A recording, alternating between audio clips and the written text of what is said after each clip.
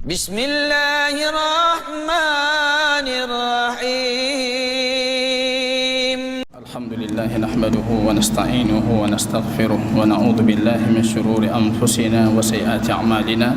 May yahdihillahu fala mudilla lahu wa may yudlil fala hadiya lahu. Asyhadu an la ilaha illallah wahdahu la syarika lahu wa asyhadu anna Muhammadan abduhu wa rasuluh wa safiyyuhu min khalqihi wa khaliluhu Muhammadin sallallahu alaihi wasallam wa ala alihi wa sahbihi al-kiram. Yaqul Rabbuna jalla jalaluhu fi muhkami tanzilih ya ayyuhalladzina amanu taqullaha haqqa tuqatih wa la tamutunna illa wa antum muslimun. Allahumma inna nas'aluka ilman nafi'an wa rizqan tayyiban wa amalan mutaqabbalan. Kaum muslimin dan muslimat sidang jamaah salat maghrib yang diberkahi oleh Allah Subhanahu wa taala. Pujian kita kembali kita hantarkan kehadiran Allah.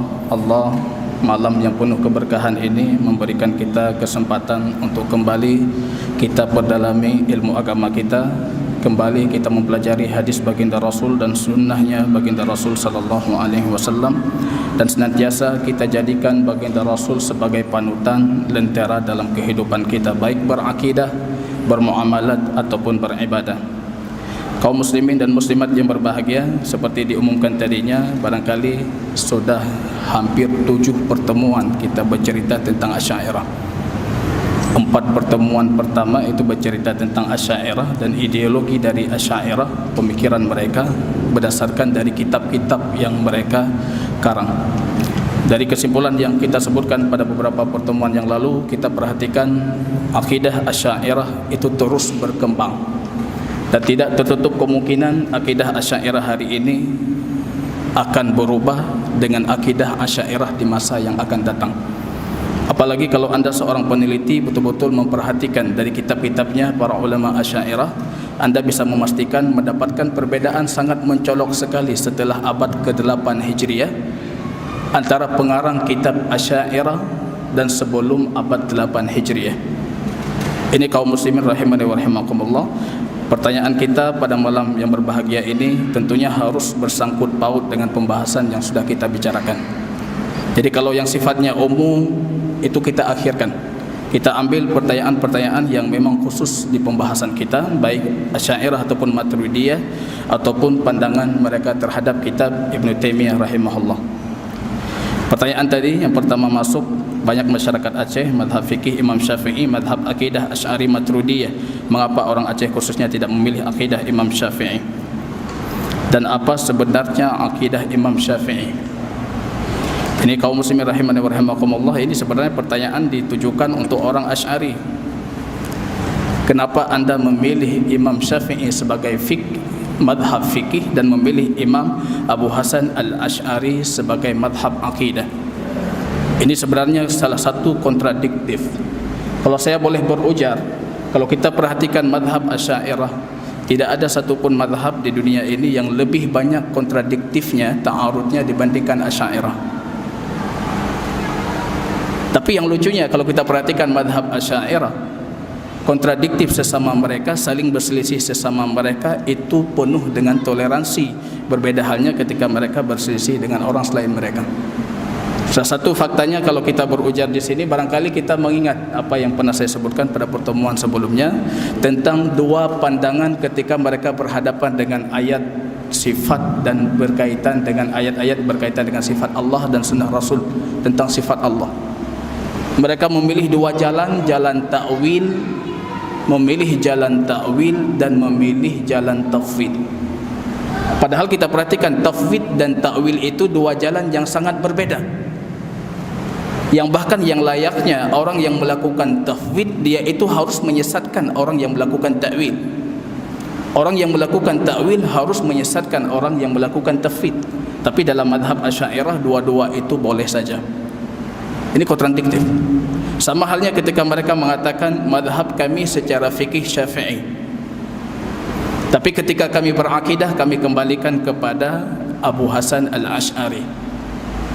Yang jadi pertanyaan dari saya sebenarnya, betul tidak mereka mengembalikan akidahnya kepada Abu Hasan al-Asy'ari? Betul tidak? Betul tidak anda menganut apa yang dianuti oleh Abu Hasan Al-Asy'ari? Ataupun kita berakidah Asy'ari sebagai akidah yang mengikuti imam-imam Asy'ari setelah abad ke-8? Betul tidak kita mengikuti Imam Baqilani, Abu Hasan At-Tabari?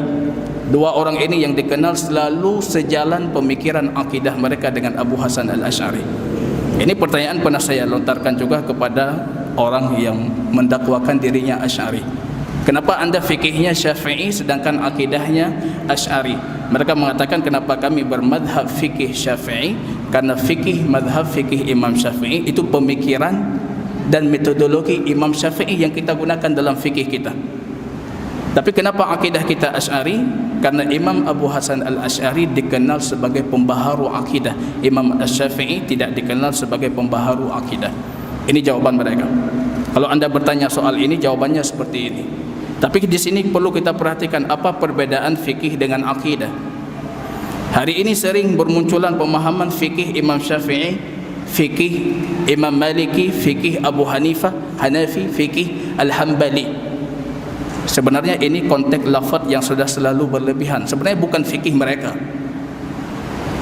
Yang patut kita katakan lafaz yang sebenarnya yang sahih, fikih al-Islami, fikih Islam.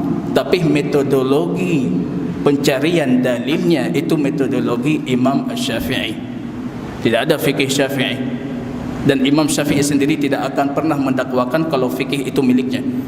Fikih Islami, tapi metodologi tempuh yang kita tempuh ketika mencari dalil itu metodologinya Imam Syafi'i.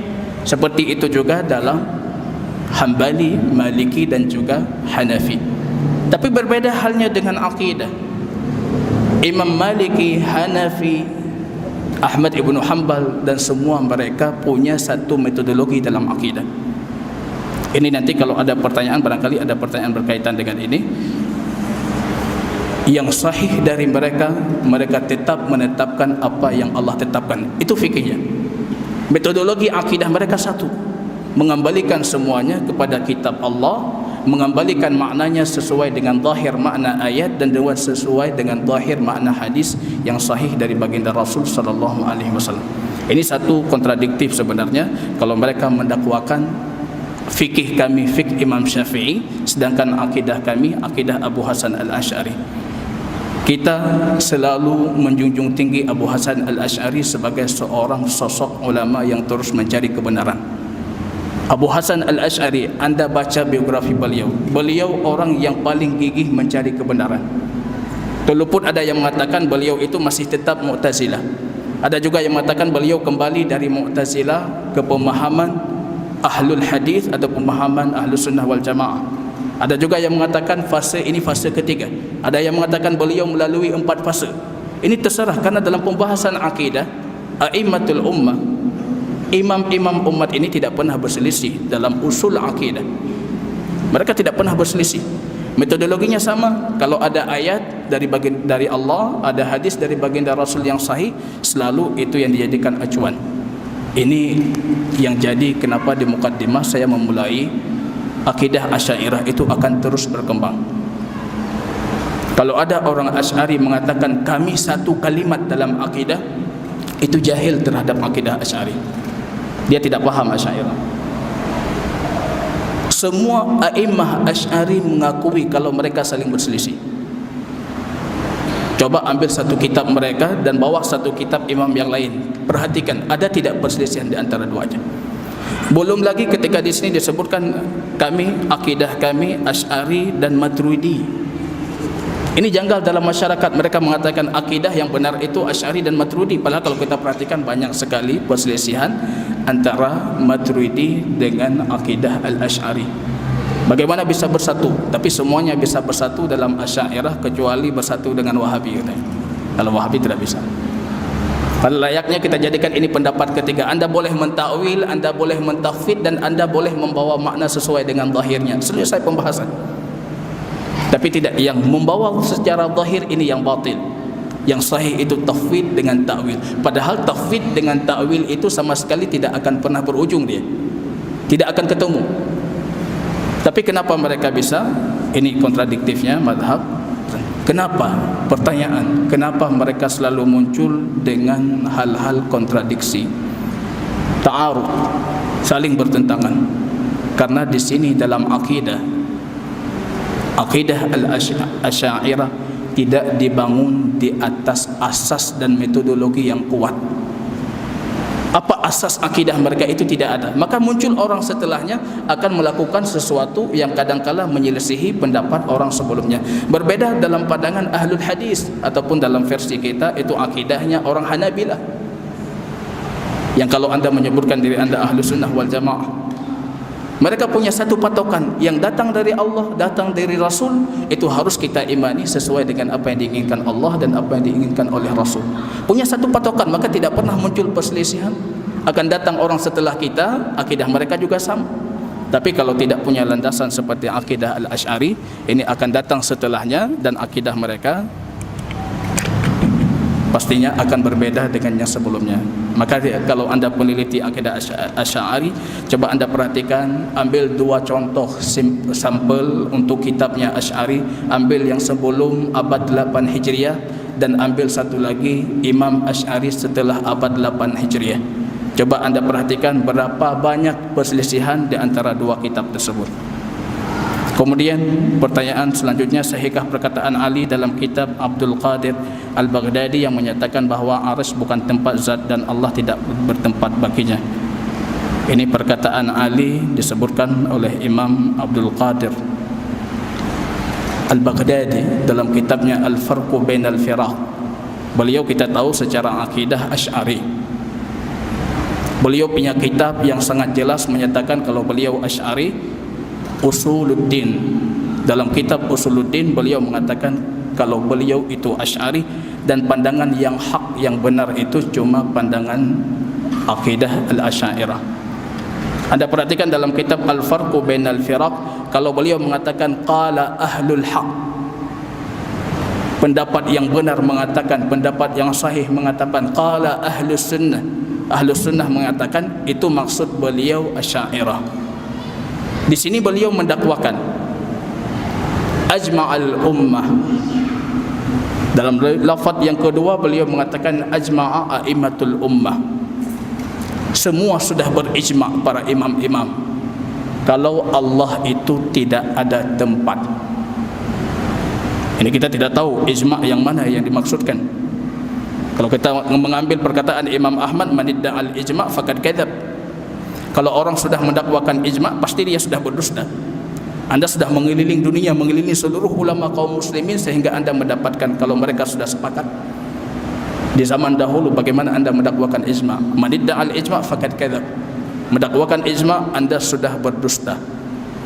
Tapi barangkali yang beliau maksud dengan ijma' di sini kesepakatan a'immah, para imam-imam Asy'ari. Kemudian beliau menukilkan dari Ali tanpa sanad, tanpa ada fakta ilmiah yang menunjukkan itu perkataan Ali. Tidak ada sanad. Kalau anda mau teliti ini sahih ataupun tidak, pastinya anda tidak akan pernah mendapatkan karena sanadnya tidak ada. Ada yang mengatakan seperti ini. Ini dulu pernah saya ditanyakan soal yang serupa, kemudian saya mengatakan itu cuma perkataan dusta kepada Ali. Kemudian mereka mengatakan, anda mengatakan Imam Al-Baghdadi seorang pendusta. Ini yang lucu di sini. Saya mengatakan perkataan yang beliau nukilkan itu dusta, itu belum tentu dari beliau. Ini perkataan yang tersebar di antara kalangan orang-orang Asy'ariyah. Kalau Ali mengatakan seperti itu, Imam Malik mengatakan seperti itu, Imam Asy-Syafi'i juga mengatakan seperti itu, sebagaimana dinukilkan oleh Imam Al-Qushayri.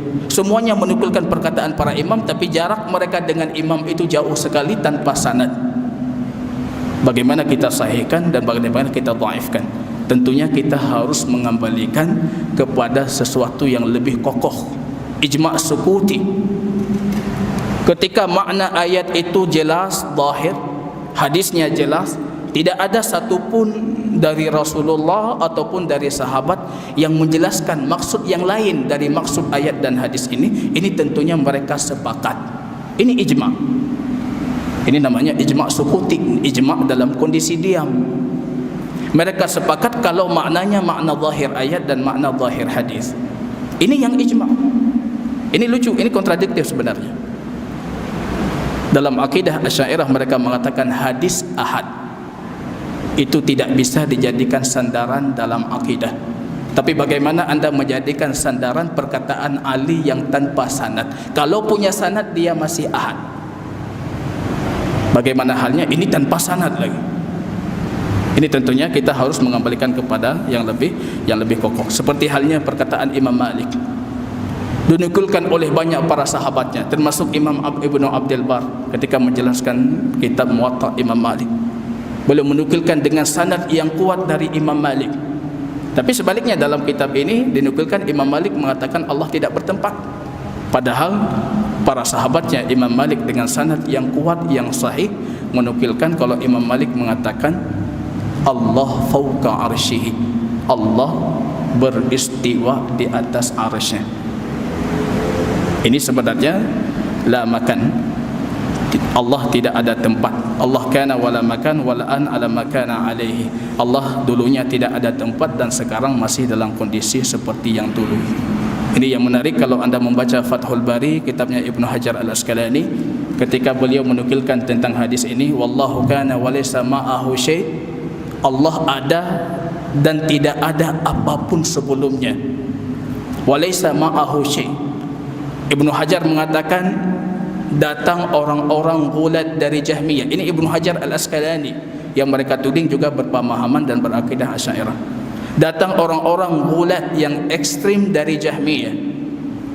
Mereka mengatakan, menambahkan hadisnya dan menisbahkan kepada Rasul, Allah kana walaysa ma'ahu syai' wal an ala ma kana alaihi, dan Allah dulu tidak ada apapun sebelumnya dan Allah masih seperti kondisi yang dulu. Beliau mengatakan nukilan ini tidak pernah diketahui dari satu pun kitab hadis. Kitab hadis sahih tidak diketahui, bahkan kitab hadis dhaif kata beliau. Kalau anda cari hadis seperti ini dalam kitab hadis dhaif tidak akan pernah anda dapatkan. Beliau di situ menyebutkan, saya menariknya, beliau mengatakan waqad nabbaha ala dzalika al-allamah Taqiyuddin Ibnu Taimiyah. Hal ini sudah diperincikan oleh seorang yang luar biasa alim, al-allamah Taqiyuddin Ibnu Taimiyah. Itu perkataan Ibnu Hajar Al-Asqalani. Jadi ketika muncul perkataan seperti ini baik dari Imam Malik, dari Imam Syafi'i, yang kita perlu perhatikan sanadnya. Kalau datang anda hari ini mengatakan Rasulullah bersabda kalau Allah itu tidak punya tempat, mana sanadnya? Biar kita jadikan teliti. Wa illa qala ar-rajulu ma qala. Kalau tidak semua orang bisa mendakwakan. Apakah perbedaan pemahaman tentang sifat-sifat ataupun nama Allah merupakan perkara fatal dalam akidah? Ini pertanyaan yang menarik, sebenarnya pertanyaan penting sekali. Fatal tidak dalam akidah ketika kita bercerita berselisih tentang nama dan sifat-sifat Allah. Sebenarnya kalau kita perhatikan, saya selalu menukilkan Asy'ari ketika berbicara tentang Imam Abu Hasan Al-Asy'ari itu sebelum abad ke-8 Hijriah. Karena kalau kita berbicara imam-imam mereka setelah abad 8 Hijriah, jauh sekali pemahamannya, melencengnya jauh sekali, ilmu kalamnya lebih kental lagi, rasa-rasa sufiyahnya lebih melekat lagi. Tapi selalu kita berbicara tentang Asy'ari ketika kemunculan pemahaman akidah Al-Asy'ari. Maka di sini penting tidak berbicara tentang sifat Allah, dan fatal tidak kalau orang salah dalam sifat dan nama-nama Allah. Ini kalau kita perhatikan sebenarnya menghukumi fatal tidaknya orang menyeleweng dalam sifat dan nama-nama Allah itu didasari dengan apa tujuan dia menyeleweng. Kita perlu mengetahui banyak orang Asy'ari tujuan dan target mereka, kenapa mereka takwil dan tafwid, tujuan mereka cuma tanzih, menyucikan Allah. Tidak ada cara menyucikan Allah kecuali melakukan tanzih. Tapi jalan yang mereka tempuh itu jalan yang salah. Semuanya kalau kita perhatikan para ahlul hadis pun ketika mengisbatkan sifat, mereka menginginkan kesucian untuk Allah, keagungan untuk Allah. Dari satu sisi ini perlu diperhatikan. Dari sisi ini kita bisa memastikan kalau mereka tidak menginginkan dari hal ini kecuali kebaikan untuk menyucikan Allah, Kemudian bagaimana kalau mereka mentakwil? Fatal tidak? Ataupun mereka melakukan tafwid? Kalau orang melakukan takwil dan tafwid, tentunya dia tidak menafikan apa yang ada dalam Al-Quran, tidak menafikan Al-Quran, tidak menafikan hadis.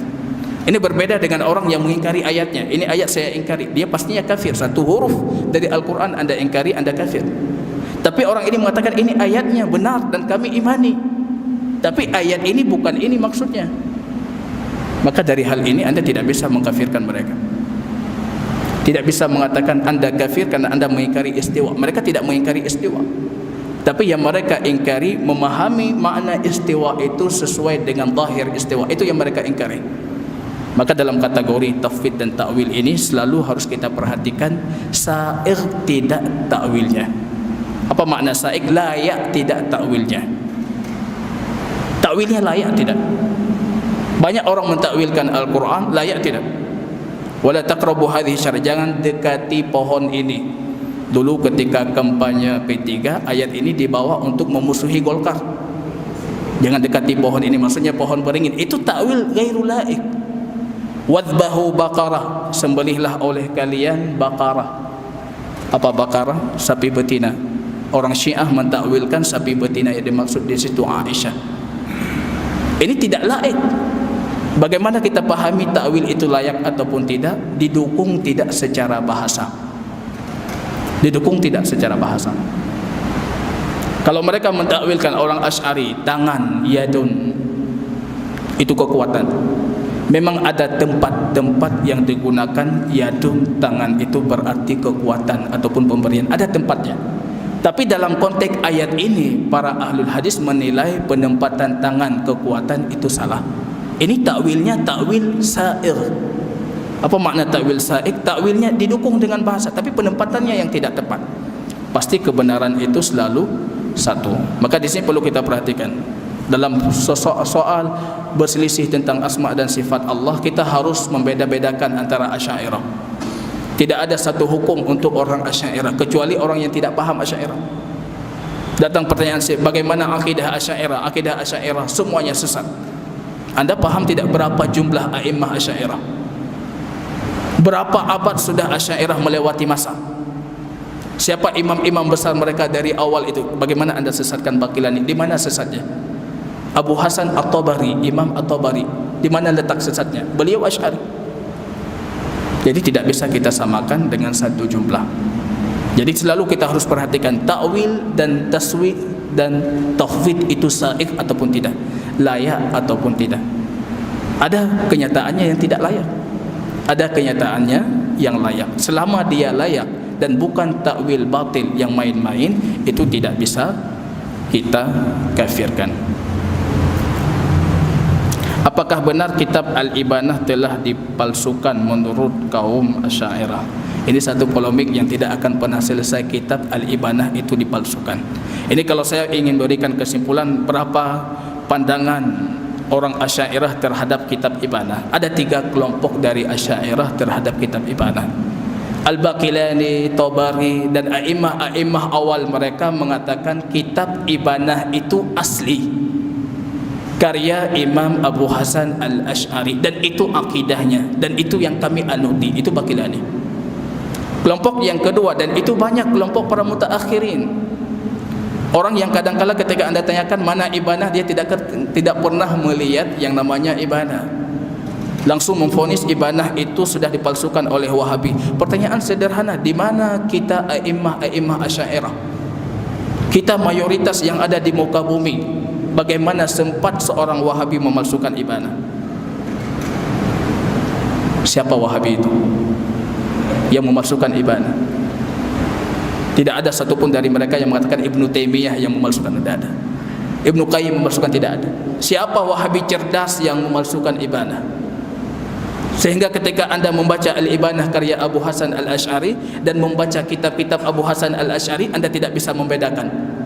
Polanya sama, bahasa, jenis bahasanya sama. Siapa Wahabi yang secerdas itu? Ini pandangan yang kedua. Ini yang dipertanyakan sebenarnya pandangan kedua dari sebagian Asy'ari. Dan ini kebanyakan mereka dari mutaakhirin, bukan mutakaddimin. Pandangan yang ketiga itu dari mutaqaddimin. Mereka mengatakan betul Abu Hasan mengarang ibadah. Itu termasuk Abu Ali Al-Azhari, Abu Abdullah Al-Hamrani, termasuk Imam Al-Qusairi, termasuk Ibnu Udbah. Mereka mengatakan betul Abu Hasan mengarang Al-Ibanah. Tapi ketika beliau mengarang Al-Ibanah, rupanya para ahlul hadis itu mayoritas dalam masyarakat.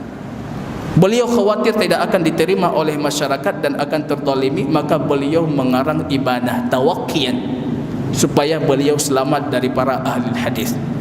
Ini pandangan yang ketiga A'immah Asy'ariyah. Dari imam-imam Asy'ariyah itu pandangan mereka. Ibanah betul karya Imam Abu Hasan, tapi karyanya bukan tulus. Ini beliau karang supaya tidak muncul polemik dalam masyarakat. Ini yang sebenarnya jawaban untuk pertanyaan ini. Ini jawaban untuk pertanyaan. Kalau Abu Hasan betul-betul mengarang Al-Ibanah, yang perlu kita diskusikan cuma beliau mengarangnya karena takut atau mengarangnya dalam kondisi tulus. Kalau anda yang menjadikan Abu Hasan sebagai orang nomor satu dalam akidah anda, rujukan referensi nomor satu dalam akidah anda, bagaimana anda mengatakan imam anda itu seorang penakut dan tidak mau mempertahankan akidah yang benar? Ini sebenarnya jawaban, dan itu yang paling munsif. Kalau anda perhatikan, ini paling munsif. Bagaimana saya mengatakan paling munsif? Mereka betul-betul mengakui kalau itu karyanya Abu Hasan, tapi mereka meragukan ketulusan Abu Hasan dalam mengarangnya. Ini polemik. Kalau anda menjadikan akidah anda kembalikan kepada Abu Hasan, polemik ini tidak akan pernah berakhir. Tapi kalau anda menjadikan akidah anda akidah Islam, anda kembalikan kepada Al-Quran dan Sunnah, kita tidak penting siapa yang berikut di belakangnya, siapa yang memahami akidah ini, siapa imam di atasnya, itu tidak penting.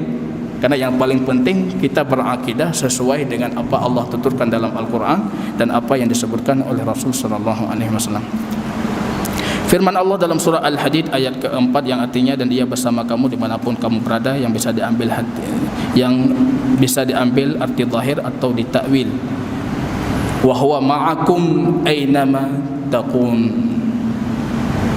Allah selalu bersama. Ini tidak perlu ditakwil, ini bersama. Saya di atas Islam bersama Rasulullah. Rasulullah tidak ada sekarang, bersama Rasulullah. Kebersamaan itu tidak mengharuskan harus jasadnya bersama. Aynama takun, Allah bersama kita. Ma min najwa thalathatin illa huwa rabi'uhum. Kalau kalian berbisik 3 orang, maka Allah yang keempat. Kalau 4 orang, Allah yang kelima, dan seterusnya. Ini semuanya ma'iyah. Harus kita bisa membedakan antara ma'iyah dan mufaraqatul jasad. Kebersamaan tidak mengharuskan. Sama seperti seorang pemimpin perang, qaidul jaysh, bersama pasukan, padahal biasanya dia cuma mengontrol. Jarang pemimpin perang di zaman sekarang ini yang maju di depan pasukan. Tapi saya bersama mereka. Pergi insyaallah, berjihadlah kalian, saya insyaallah bersama kalian. Padahal dia tidak ikut, tapi bersama. Ma'iyah. Dalam akidah Ahlus Sunnah, ma'iyah itu ada 2 jenis. Ada ma'iyah khassah, ma'iyah yang khusus, kebersamaan yang khusus. Itu kebersamaan Allah dengan orang-orang mukmin, dengan orang-orang saleh. Itu kebersamaan yang khusus, artinya nusrah, pertolongan. Allah membantu, wa ta'yid, Allah memberikan bantuan, Allah menguatkan. Itu kebersamaan yang khusus. Tapi kebersamaan yang disebutkan dalam ayat-ayat ini, dan banyak sekali ayat Al-Quran, ratusan ayat yang serupa tentang ma'iyah al-ammah, artinya ihatah al-ilmi. Ilmu Allah meliputi semua yang kita lakukan, itu ma'iyah ammah. Asy'ariyah bahkan seorang imam besar umat Islam. Kita tidak mengerti siapa imam besar umat Islam. Hari ini seringkali didengungkan kalau Asy'ariyah itu madhab mayoritas. Madhab mayoritas. Orang Asy'ari mengatakan akidah inilah akidah mayoritas. Kalau anda berselisih dengan Asy'ariyah, anda keluar dari akidah mayoritas. Mayoritas kaum muslimin itu sebenarnya kembali kepada 2. Mayoritas ahli ilmu dan mayoritas orang awam. Kalau mayoritas ahli ilmu, coba anda tunjukkan berapa banyak para ahli ilmu. mulai dari semenjak zaman para sahabat, tabi'in dan generasi setelahnya, bahkan sampai hari ini para ulama yang dikenal dengan keilmuan dan mereka berakidah Asy'ariyah. Itu kalau berbicara tentang mayoritas ahli ilmu. Kalau berbicara tentang mayoritas orang awam, mereka cuma menisbahkan dirinya Asy'ari. Kalau anda paparkan ini akidah Asy'ari, anda yakini tidak? Tidak. Ini anda yakini tidak? Tidak. Anda tahu dalam akidah Asy'ariyah boleh Nabi itu dari kalangan wanita, padahal semua ulama sepakat Nabi tidak boleh inrijalan, kecuali kaum laki-laki yang kami pilih, kata Allah. Tapi dalam akidah Asy'ari boleh Nabi dari kalangan wanita. Anda yakini tidak? Tidak. Ini mayoritas orang awam cuma mendakwakan, tapi pada hakikatnya akidah mereka masih safi, akidah mereka masih tulus. Banyak di antara mereka akidah mereka suci. Yang mereka tahu cuma mengagungkan Allah, agungkan Allah, agungkan Allah. Itu cuma yang mereka tahu. Mereka tidak memahami sedikit pun tentang ilmu filsafat dan ilmu kalam. Padahal kalau anda perhatikan, tidak bisa akidah Asy'ariyah itu dipisahkan dengan filsafat dan ilmu kalam.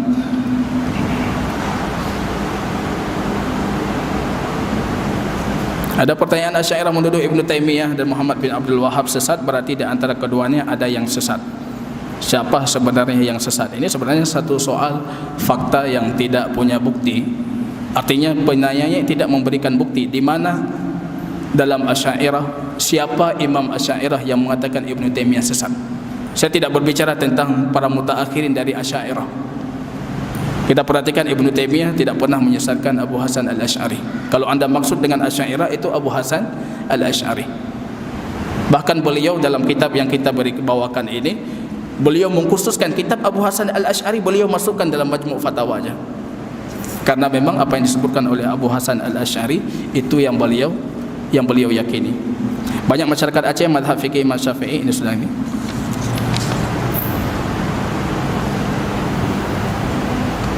Ini pertanyaan terulang.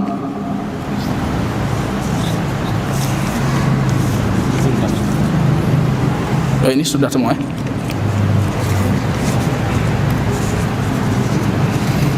Kenapa Asy'ariyah mudah tersebar hingga ke seluruh dunia? Kepada mereka tidak ikut rujuk saat Imam Abul Hasan rujuk ke akidah salaf. Kenapa Asy'ariyah mudah tersebar, bahkan menjadi akidah yang seperti dikatakan, didakwakan ini akidahnya mayoritas kaum muslimin?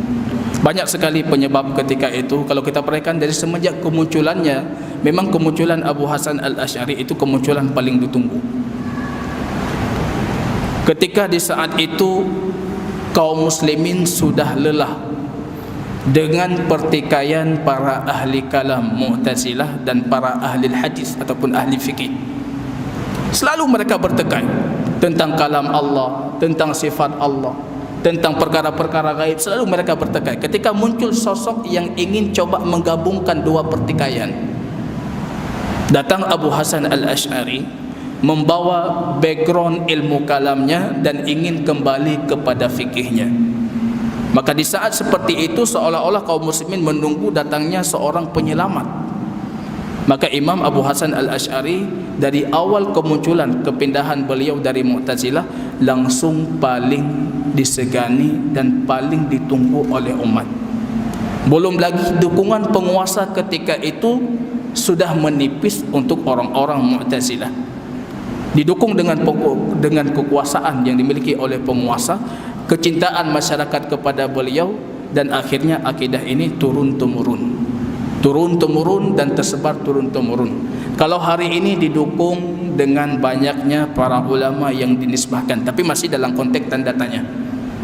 Ibnu Hajar Al-Asqalani Asy'ari, itu tanda tanya. Imam Nawawi Asy'ari, itu tanda tanya. Imam Daruqutni Asy'ari, itu tanda tanya. Imam-imam yang kita sebutkan tanda tanya itu semuanya didakwakan mereka Asy'ari, dan ini mendapat dukungan umat, dukungan mayoritas kaum muslimin, sehingga mereka selalu mengatakan kami berjalan di atas satu akidah yang di depan kami itu para imam-imam, para ahli hadis, para imam-imam, para ahli fikih dan lain sebagainya. Ini sebenarnya beberapa faktor yang menjadikan kenapa akidah ini tersebar dengan sedemikian besarnya. Kepada mereka, kenapa mereka tidak ikut rujuk saat Imam Abu Hasan rujuk? Yang jadi pertanyaan, mereka pun tidak mengakui kalau Abu Hasan itu rujuk. Bahkan hari ini banyak sekali para imam-imam Mu'tazilah yang mengatakan Abu Hasan itu masih Mu'tazili, tidak pernah rujuk dari Mu'tazilah. Itu banyak, dan buku dikarang tentang pembahasan ini pun banyak. Mereka cuma mengatakan Abu Hasan itu keluar dari Mu'tazilah tentang furu'nya saja, bukan usulnya. Usulnya masih usul Mu'tazilah, tapi pembahasan masalah-masalah furu' beliau keluar dari Mu'tazilah. Contoh soal yang pernah kita sebutkan, pertanyaan beliau kepada bapa tirinya Abu Ali Al-Jubai. Ini tidak pernah berhenti. Soal seperti ini tidak akan pernah berakhir. Penelitian, berbagai macam penelitian dilakukan, semuanya nanti ujung-ujungnya mereka akan mengatakan itu yang melakukan Wahabi. Ini Wahabi yang melakukan, pasti tidak ilmiah. Mereka mengatakan Abu Hasan rujuk ke akidah Ahlussunnah. Mu'tazilah mengatakan Abu Hasan itu tidak keluar dari Mu'tazilah. Kemudian datang orang Asy'ari mengatakan tidak, Abu Hasan keluar dari Mu'tazilah tapi tidak masuk ke dalam pemahaman para ahli hadis. Artinya tiga kelompok di sini terus berseteru. Siapa sebenarnya Abu Hasan rujuk ataupun tidak? Ini sebenarnya semuanya harus didukung dengan fakta ilmiah. Harus didukung dengan kitabnya, tapi dengan catatan jangan kita katakan nanti kitab yang beliau karang itu karena takut. Coba perhatikan maqalat Islamiyyin, jelas sekali beliau mengatakan wad-dinul ladzi nadinu bihi, agama yang aku yakini dan aku amalkan sesuai dengan agama itu. Beliau mengatakan sesuai dengan akidahnya Ahmad ibn Hanbal. Begitu juga dalam kitab Al-Ibanah. Terjadi perselisihan di sini, sebabnya apa? Para ulama juga masih berselisih apa kitab yang terakhir dikarang oleh Abu Hasan. Al-Ibanah dan sebelumnya Maqalat Islamiyyin ataupun Al-Luma'. Karena di dalam kitab Al-Luma' beliau masih menggunakan retorika para ahli kalam Asy'ariyah. Maka ada yang mengatakan terakhir kali Al-Luma'. Jadi Ibanah itu bukan menunjukkan kalau itu pemahaman Abu Hasan Al-Asy'ari. Terakhirnya Al-Luma'. Tapi kalau mereka para ahli hadis ataupun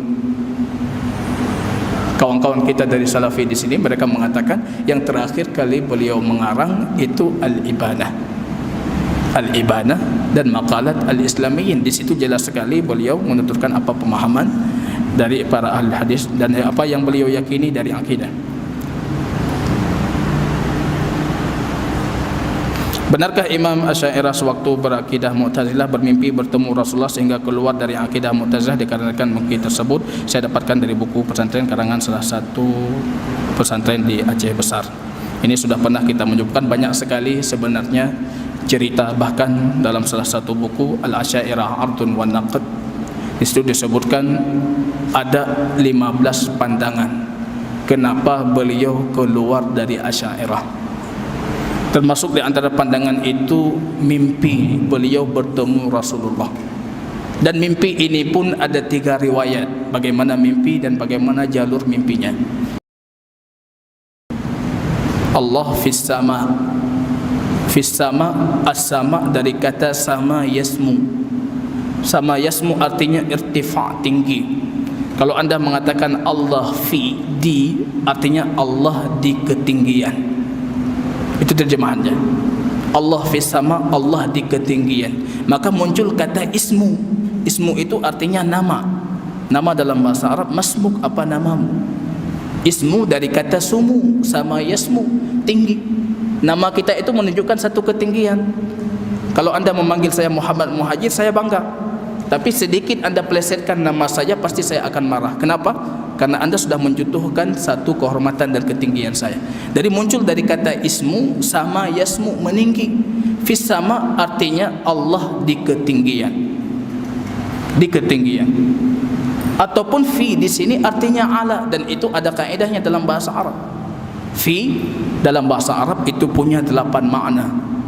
Fi yang kita artikan hari ini di, itu punya 8 makna. Salah satu maknanya ala, atas. Maka kalau anda menerjemahkan Allah fis sama, itu artinya Allah di atas. Tidak ada satupun dari kaum muslimin yang mengatakan Allah di langit, di dalam langit, wa tuhitu bihil makan. Allah diliputi oleh makan, diliputi oleh tempat, itu tidak ada satupun. Hari ini banyak yang keliru. Mereka mengatakan Asy'ari itu menjadikan Tuhan mereka seperti Tuhannya Songgokong. diliputi oleh awan, diliputi oleh ini. Tidak ada seorang pun kaum muslimin, jangan bicara tentang mereka Wahabi, tidak ada seorang pun kaum muslimin yang mengatakan Allah itu di dalam langit dan diliputi oleh langit. Sepakat ijma', Imam Tahawi menukilkan ijma' dalam kitab Aqidah Tahawiyahnya. La tuhitu bihil makan, Allah tidak terliputi dengan tempat, tidak terliputi dengan tempat. Ba'inun min khalqihi, Allah terpisah dari makhluknya, terpisah dari makhluknya. Maka di sini apa makna di langit, di atas langit, atau di dalam langit, di atas langit? Kalau anda mengartikan sama itu langit, maka di atas langit. Tapi kalau anda mengartikan sama itu ketinggian, Allah di ketinggian. Apakah hubungan akidah Asy'ariyah dengan sufisme? Karena mayoritas masyarakat yang kita lihat kedua pemahaman tersebut telah bercampur-campur di dalam masyarakat. Ini salah satu kenapa Asy'ariyah terus berkembang. Di antara dua faktor, mereka makin dekat kepada filsafat dan ilmu kalam. Faktor kedua, mereka makin dekat dengan sufisme, as-sufiyah. Maka terus mereka berkembang, terus mereka melenceng. Tapi kalau anda perhatikan, a'immah Asy'ariyah sebelum abad ke-8 ataupun di awal-awal kemunculan Asy'ariyah, mereka jauh sekali dengan sufisme. Tapi a'immah belakangan mutaakhirin, mereka dekat sekali dengan sufisme. Ini yang terus mereka melebar sayapnya jauh dari koridor yang sebenarnya, makin menjauh. Salah satu penyebabnya kedekatan mereka dengan sufisme. Sehingga hari ini kita tidak bisa membedakan Asy'ari dengan Sufi. Kalau dia sudah Asy'ari, pasti tariqat suluknya itu Sufi. Fikihnya Syafi'i, akidahnya Asy'ari, tariqah suluknya itu Sufi. Padahal ini tiga komponen yang berbeda dia. Nah, kan anda tidak bisa mengatakan kalau Abu Hasan al-Asy'ari itu Sufi. Imam Baqilani termasuk a'immah besarnya Asy'ariyah, beliau Sufi. Ini tidak ada. Yang ada itu bermunculan di belakang. Ini salah satu pengembangannya. Nanti ke depan setelah kajian ini, barangkali ke depan kita akan mengangkat pemahaman Sufi, ya, Sufisme. Kita perhatikan di situ memang ada keterikatan yang menarik antara Sufisme dengan filsafat dan ilmu kalam. Nanti saya buktikan pada pertemuan ke depan secara ilmiah, dengan fakta ilmiah, kalau Sufisme itu beranjak daripada filsafat dan ilmu kalam, beranjak dari sana. Maka muncul kedekatan antara Asy'ari yang sudah makin dekat kepada filsafat dan ilmu kalam, dan Sufi yang merupakan dasar mereka filsafat dan ilmu kalam. Muncul kedekatan di antara mereka, bukan sesuatu yang aneh. Jadi tidak aneh kalau mereka lahir seorang Imam Asy'ari dan dia juga sebagai imamnya Sufi.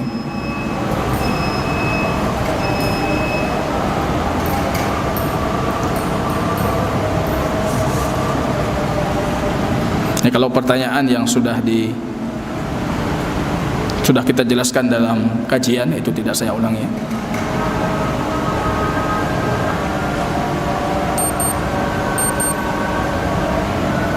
Ada yang bertanya tentang fikih, ini juga tidak.